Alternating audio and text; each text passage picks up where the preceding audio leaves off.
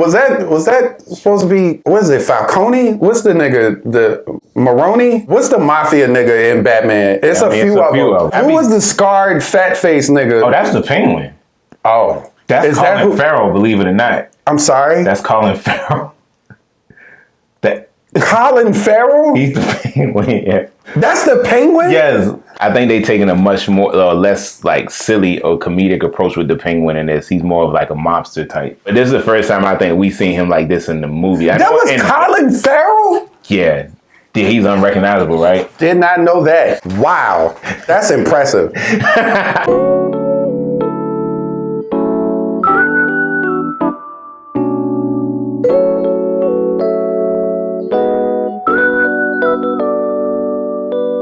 What's going on, y'all? Welcome back to Cinecism. I'm Eric. It's your boy Dante, man, and today we're going to be giving our thoughts on the DC fandom trailers that were released. There you go. Where to begin? You want to talk about Batman? I guess let's talk about Batman. That's what we've gotten the most of thus far. We got a few trailers for this shit. Mm-hmm. I still don't know how to feel about it. I'm going to be honest with you. That's intriguing. I want to know more about that. What you want to know? Because I don't know. What? So, let me explain. What don't you know? I'm going to tell you. Okay. I don't know what kind of Batman this is going to be. Fair. Is what my concern is. Yeah. Like, obviously, it's going to be more of the detective focus on Batman. I get that. But with all that, is this going to be a more grounded Batman? Because, honestly, I don't know if I need that right now. I want Batman doing shit that people just can't do, man. Like, that's what I like the most about Ben Affleck's Batman. But I also understand that this version of Batman is not the Batman that we know now. This is a very early version of Batman, like early on in his career. So I get that too, but I want to know what he's going to be capable of, what these villains are going to be capable of, like what this world is going to look like. It's good that I'm interested or intrigued and I don't know what to expect. So from that perspective, it's good, but I'm also afraid that I don't know what to expect. I'm curious, if nothing else. Yeah, I do like the more detective noir aspect of it. Yeah. As far as Batman's capabilities go, I'm sure it's not going to be grounded completely because this nigga been getting clapped all through the trailer. I've never seen somebody get shot this much. He looks like he got a bulletproof suit on. Yeah, so that's smart. Yeah, he's going to need it. I will say that there seems to be scenes that I've seen involving his physicality that make me think that there is going to be a focus on his fighting abilities and whatnot. I've seen some cool shit that they've done in some of these trailers with regards to the action. I'm very interested to see in full length. The Bruce Wayne aspect of it probably gonna be a little bit more on the darker side. It seemed like, I don't know what he's going through, but it seemed like he's going through something at this particular junction in his life. He looked way more emo than I've ever seen him look. Andy Serkis is playing Alfred, which is gonna be very dope. Yeah, forgetting about that. That's gonna be very dope to see. The takeaway I got from this trailer, the thing that I cared the most about was probably the Riddler aspect. I think that they're taking more of a hush approach to this Riddler. It doesn't look like the actual Riddler that we know from the animated series. That was probably the part of this trailer that intrigued me the most. Seeing what levels he's going to be taking it to in this movie and what type of stuff he's going to be doing to get things done. And they show some glimpses of some pretty cool puzzles in here that he has set up. I'm wondering if they're going to make like grand puzzles that he's going to have to solve, like interactive ones that he's gonna be a part of. All I can think of is Arkham Knight when on the whole Arkham series, series. Them shits used to piss me off sometimes. Damn Riddler puzzles, man. This was our first look at Catwoman too, was it? Kind of. We seen a glimpse of her, I think, in one of the first trailers, the first or second trailer, but I think this is probably the most of her we've seen so far, which still ain't a lot. No. I don't know what to make of this either. I mean, she looks like she got the acrobatics down, so that's going to be cool. Zoe seemed like she got the essence of the character. I don't know what it was. Mystery. It was something about her movement. Catwoman just has a certain way that she walks and talks, and I think that she got that aspect of it down. We didn't see her in full costume. I don't even know if they're going to go that route, or if they do, she what had route. Something on. Where? I don't know, like a ski mask or something. I don't know.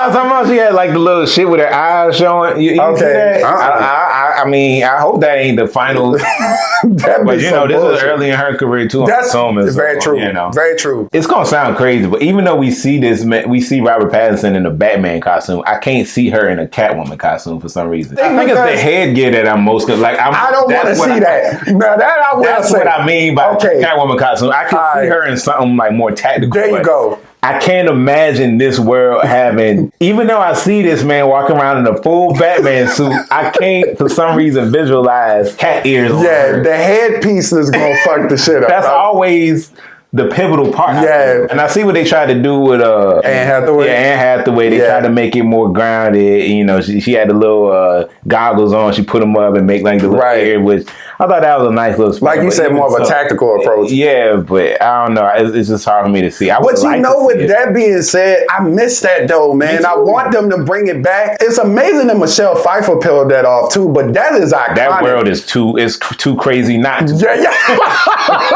I want to see it more. You know how the more modern, how Catwoman looks in modern comics and games, like with just the goggles. That's her dopest look. Yeah, if they can incorporate that somehow, which I think they will. Me too. I think that'll look amazing. Yeah, the Flash. Let's talk about the Flash because that brings me right to this next point. Right. So let's talk about this Flash teaser. That's really all we got, man. We don't know. I mean, the only thing we can take away from the Flash teaser is there's going to be some element of multiverse involved in time travel in different versions of different characters. Let's just talk about the elephant in the room.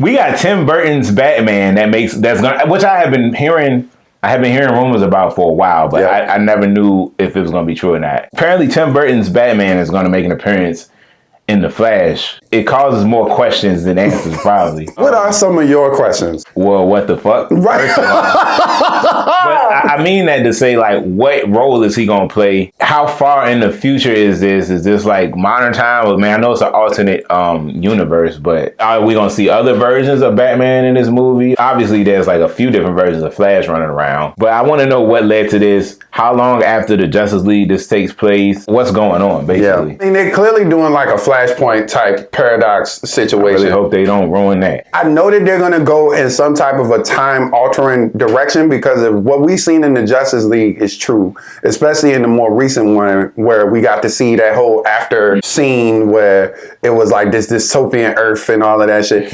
It's got to be something that occurs in this space and time situation where it causes something like that, if that's going to be the real reality. But I do think that they're trying to ultimately go to that outcome in some way, whether it's in a real reality or alternate one. We're going to see some version of that, and I don't know if it's going to be in this movie, but it's going to happen. The whole Michael Keaton Batman thing, from a fan perspective, I like the idea of it, but when I think about it in a practical sense, I don't quite know what it's going to be aside from just like, oh shit, Michael Keaton Batman. I don't know how intricate of a role he's going to play in this movie. They put him in the trailer, which makes sense because that's going to get people talking, but in terms of his actual role in the movie, I don't know how pivotal he's going to be. Like you said, I don't know what other character we going to see Ryan Reynolds Green Lantern in here. Maybe Steel will pop up in here too. Right.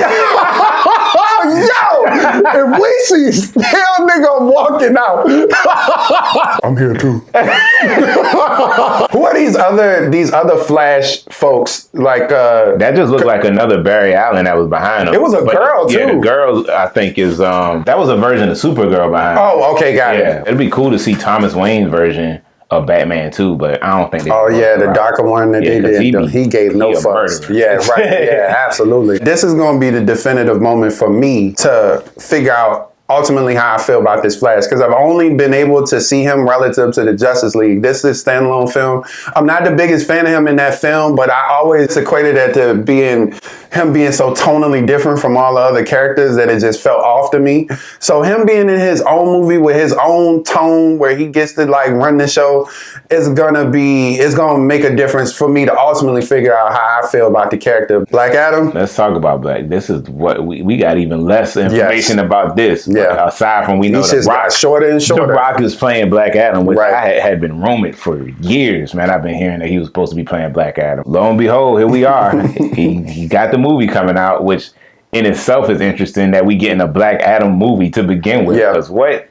Man, what? Like is Shazam sequel coming out before the Black Adam movie? That's what I'm trying to figure out. Because I hope so. Because that's what I'm saying. Yeah, right. Because I would rather he get introduced in Shazam 2 and then we get a Black Adam movie. Because your casual moviegoer does not know who the fuck Black Adam is. No. I mean, I'm a fan of superhero lore and comic books and animated shows and movies, and I barely know who the fuck. I know he is Shazam's formerly known as Captain Marvel. I know he is Shazam's arch nemesis. I know he was bestowed his power like way before Shazam got it. That's like two of the biggest things that I know about Black Adam. Yeah. The Rock definitely resembles him. I can see him. He's got like that big menacing presence. So I can see The Rock playing him. I never seen The Rock really play a villain role though, not like to this extent where he's like a pure villain. It's interesting that in this movie, because the Joker movie focused on a villain, but he was portrayed almost as a sympathetic, heroic character in a sense, right?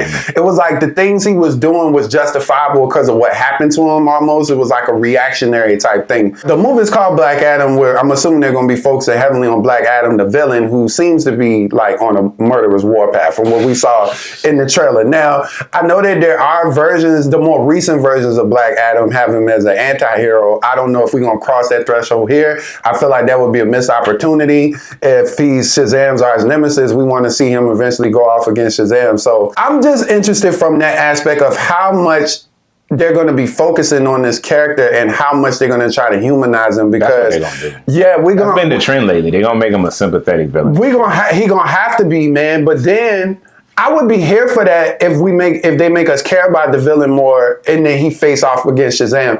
I just don't want it to be a sense where they either kill him here or he turned completely good by the end of this movie. I feel like that'll be a missed opportunity. Because then it's like, what's the point? Yeah, that's what I was saying. Why do it in the first place? Shazam gonna face like. I mean, I know he got other villains, but I feel like this is his biggest one. Yeah. But you brought up a really good point in the like sequencing of these movies, which comes out first, because that's gonna make a big difference. They haven't hinted at nothing about Black Adam being the primary villain in Shazam 2. I haven't heard that much. Yeah, I wouldn't think so. We'll see. We'll see, man. Shazam was one of the better DC movies that I've seen, I thought. Yeah, I agree. I enjoyed it. Yeah, it was fun. A couple times, actually. Yeah, it was fun. It was a fun movie. So on top of this, I'm intrigued about Shazam 2 and where they're going to go with that. Thanks for joining us for our discussion of, what is it called? DC Con? What is it called?